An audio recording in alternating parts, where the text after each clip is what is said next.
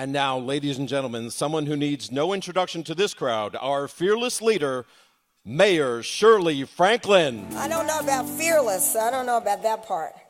I've not raced Lance Armstrong. I'm not going to claim that, but congratulations to Atlanta Dream and to the tour. That's really terrific for all of us across the state. I have some notes, and pretty much everything that I was going to say has been said.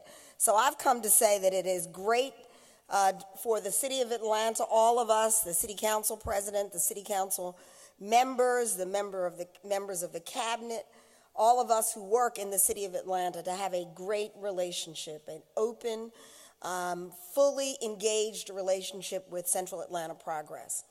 I first met Dan Sweat when I was a few years younger, and I was working for Andrew Young.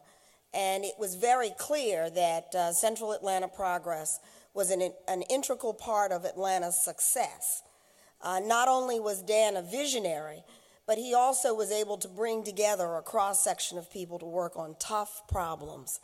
And A.J. Robinson and those who have followed Dan have, in fact, been able to continue that success by doing the same thing. And you can look around the room. There are few places in Atlanta where you can come where you see such a broad cross-section of people who care so deeply about Atlanta. It is evident in what we are able to do, both in crisis, like the tornado, when people opened up their pocketbooks and their hearts, and really some put their lives on the line that others would be safe. It is also evident in the kind of work that brings the Atlanta Dream to Atlanta, as well as has the audacity to step forward and say we have a history that is not adequately chronicled in one place, like the Center for Civil and Human Rights.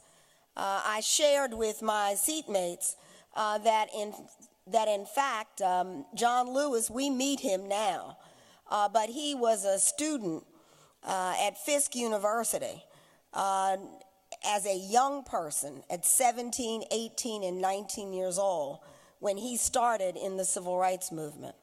So it is very easy for us to look back on this time and say, boy, that must have been amazing. But when you think about your own life, I think about my own life. Won't put it on you. What I was doing at 17 and 18 years old, I really was not challenging the status quo. And I wasn't really thinking that much about what I could do for people that I'd never meet. And I certainly wasn't challenging the world to be open and honest and fair and just like John Lewis. So I know we've given him a round of applause, but I would ask us to really give all those folks who sacrificed, that we might sit at the table together and that we might share leadership together, a round of applause, because they really did change America.